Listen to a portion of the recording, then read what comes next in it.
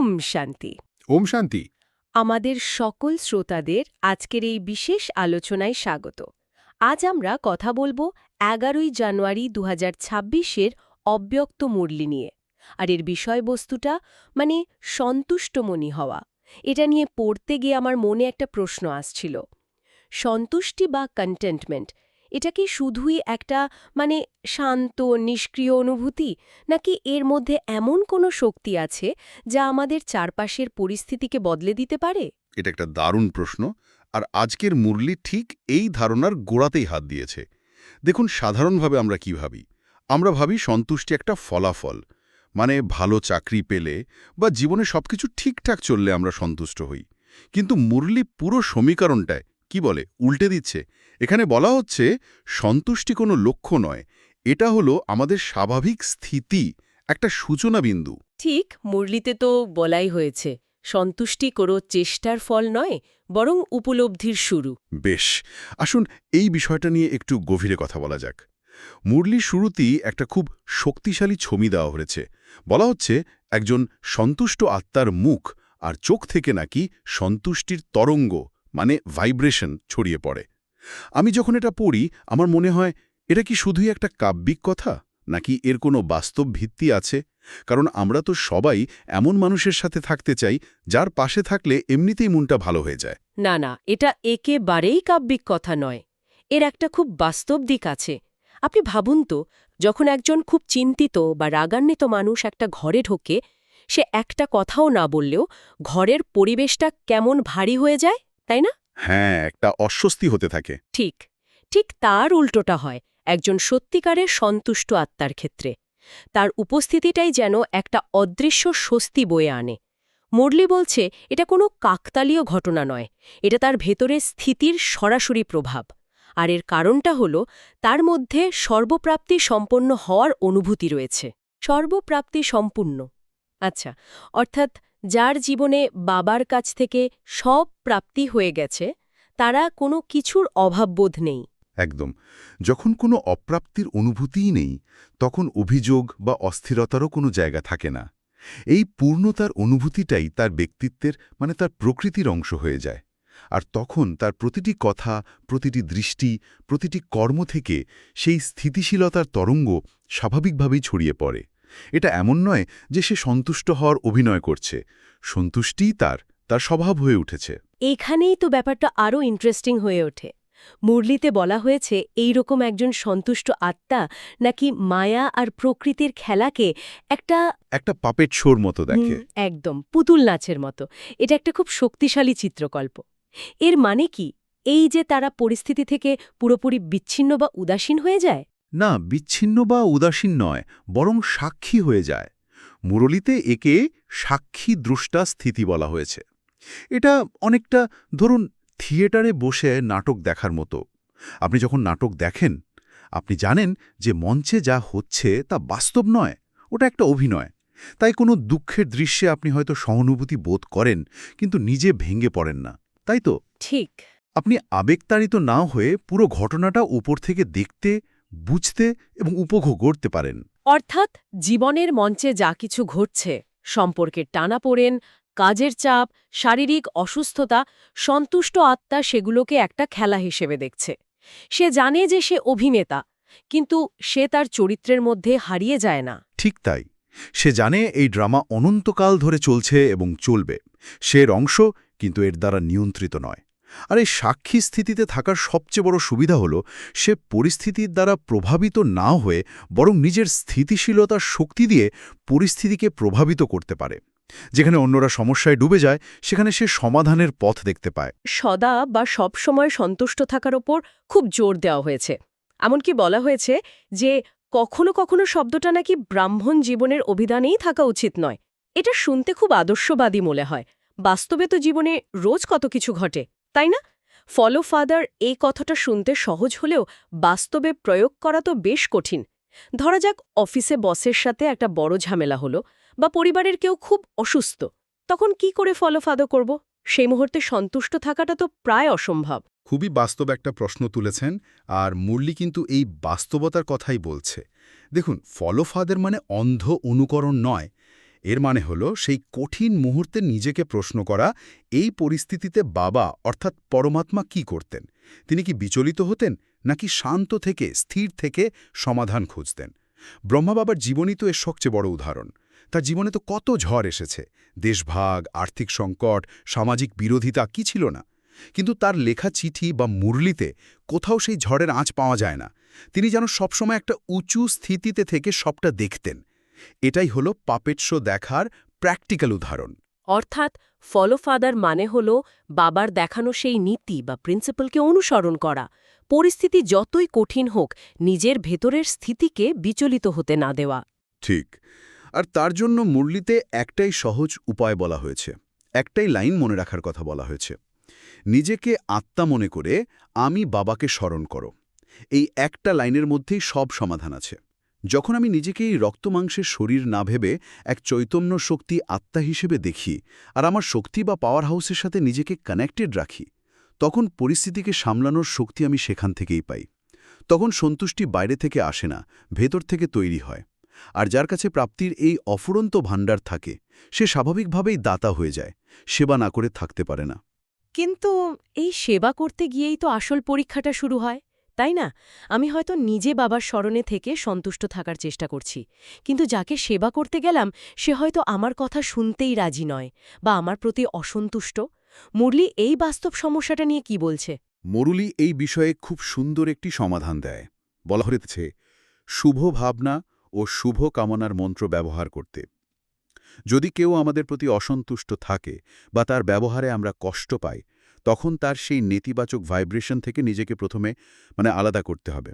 তার অসন্তুষ্টির কারণে নিজের মনে ব্যর্থ সংকল্প চালানো যাবে না, যে এর কিছুই হবে না বা আমি ব্যর্থ হলাম।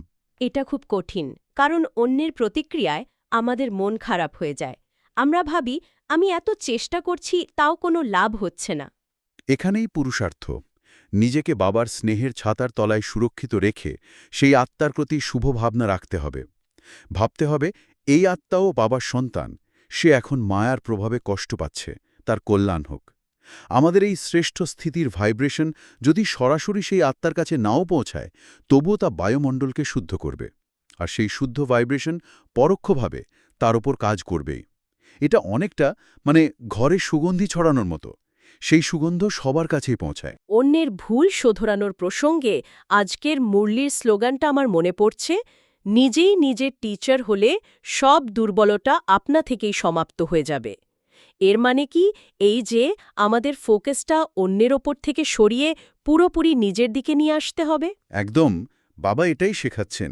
আমরা প্রায়ই অন্যের প্রজেক্ট নিয়ে ব্যস্ত হয়ে পড়ি, তাকে ঠিক করতে হবে, তাকে বোঝাতে হবে, কিন্তু এই করতে গিয়ে নিজের ভেতরের দুর্বলতাগুলো এড়িয়ে যায়। মুরলিতে প্রশ্ন করা হয়েছে, ভুল কি ভুলকে ঠিক করতে পারে?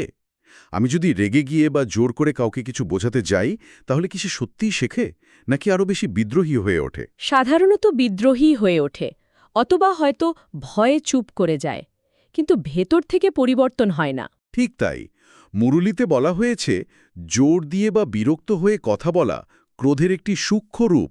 বাবা বলছেন, আমাদের মুখের কথা ফুলের বৃষ্টির মতো মিষ্টি হওয়া উচিত।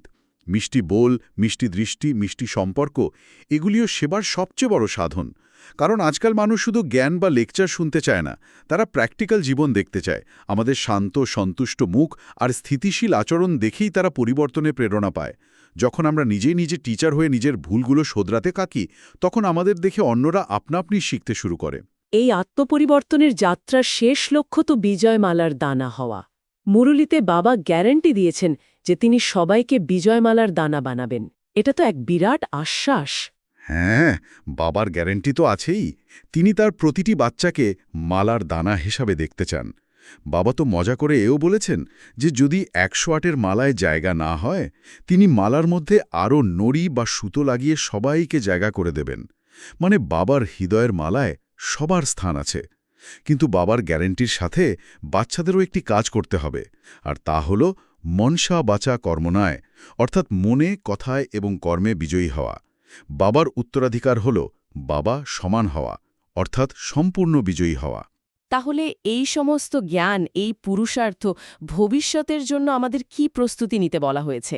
এই সব কিছুর শেষ লক্ষ্যটা কি? শেষ লক্ষ্য হল ভবিষ্যতের আকস্মিক এবং জটিল সময়ের জন্য নিজেকে এভার রেডি বা সদা প্রস্তুত রাখা। মুরলীতে স্পষ্ট বলা হয়েছে, সময় যত এগোবে পরিস্থিতি তত জটিল হবে, প্রকৃতির প্রকোপ বাড়বে, মানুষের মধ্যে অস্থিরতা বাড়বে। সেই চরম সময়ের জন্য আমাদের একটি বিশেষ অভ্যাস করতে বলা হয়েছে, ব্যস্ততার মাঝেও 1 সেকেন্ডের জন্য অশরীরী হওয়ার অভ্যাস করা। 1 সেকেন্ডের জন্য অশরীরী হওয়া, এটা কিভাবে সম্ভব আর এর কারণটাই বা কি?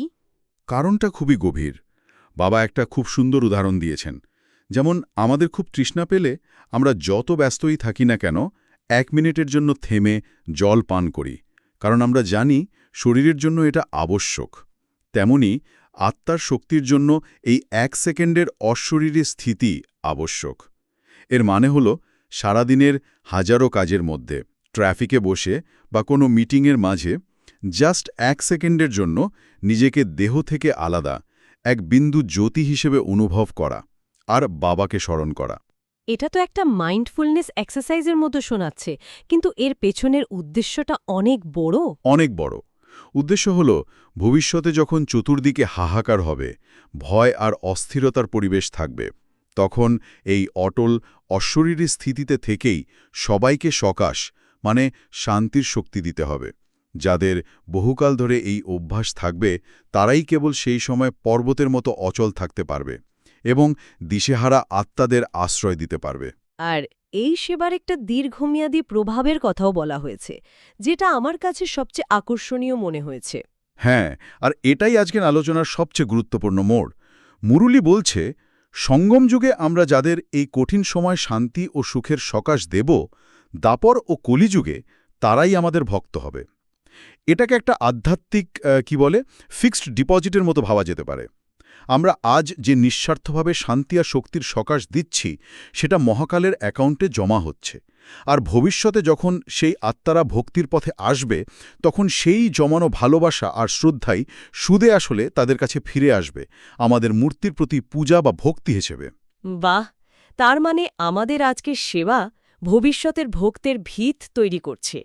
আমরা এখন শুধু নিজেদের জন্যই পুরুষার্থ করছি না, ভবিষ্যতের লক্ষ লক্ষ আত্মার জন্য একটা আধ্যাত্মিক উত্তরাধিকারও তৈরি করছি। এটা তো একটা বিরাট দায়িত্ব। বিরাট দায়িত্ব এবং বিরাট প্রাপ্তি। অসাধারণ।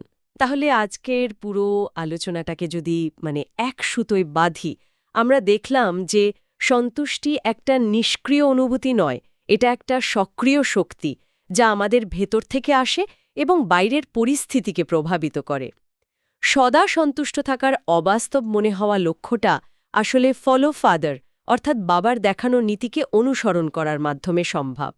আর সেবা মানে অন্যকে ঠিক করা নয়, বরং মিষ্টি ব্যবহার আর শুভ কামনার মাধ্যমে নিজেকে ঠিক রাখা।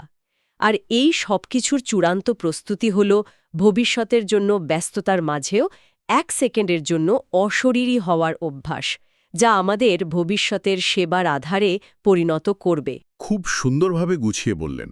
আর আজকের মুরলীর বরদান ও স্লোগানের সাথে যদি আমরা এই আলোচনাকে সংযুক্ত করি, তাহলে পুরো চিত্রটা আরও স্পষ্ট হয়ে যায়। বরদানটি হল কম্বাইন্ড স্বরূপের স্মৃতি আর পজিশনের দ্বারা কল্পকল্পের অধিকারী ভব। এর অর্থ হল দুটো জিনিসকে একসঙ্গে মনে রাখা। 1, আমি আর আমার বাবা এই কম্বাইন্ড স্বরূপের স্মৃতি, আর 2, নিজের পজিশন বা স্থিতি, আমি আজ ব্রাহ্মণ কাল দেবতা হব। এই স্মৃতি আর নেশাই আমাদের পুরনো দুনিয়ার আকর্ষণ থেকে অনায়াসে দূরে নিয়ে যাবে। আর স্লোগানটি তো আমরা আগেই আলোচনা করেছি, নিজেই নিজের টিচার হলে সব দুর্বলতা আপনা থেকেই সমাপ্ত হয়ে যাবে। এই সমস্ত জ্ঞান একত্রিত করে একটা চূড়ান্ত প্রশ্ন মনে আসছে। মুরলীতে বলা হয়েছে যে বর্তমান সময়ে দেওয়া শান্তি ও সুখের সকাশ ভবিষ্যতে ভক্তির জন্ম দেয়। তাহলে এটা ভাবার বিষয় যে আজকের এই ব্যস্ত কোলাহলপূর্ণ পৃথিবীতে কাউকে দেওয়া প্রতিটি সত্যিকারের শান্তি ও সান্ত্বনার মুহূর্ত কি ভবিষ্যতের জন্য একটা আধ্যাত্মিক সংযোগের বীজ বপন করে? আমাদের ছোট ছোট নিঃস্বার্থ কর্মগুলো কি কেবল সেই মুহূর্তেই শেষ হয়ে যায়, নাকি তার সময়কে অতিক্রম করে এক দীর্ঘস্থায়ী উত্তরাধিকার তৈরি করে? এটা এক গভীর চিন্তার বিষয়। আমাদের প্রতিটি সংকল্প, প্রতিটি কর্মের প্রভাব কতটা সুদূর প্রসারী হতে পারে তা আমাদের ভাবতে শেখায়। ওম শান্তি। ওম শান্তি।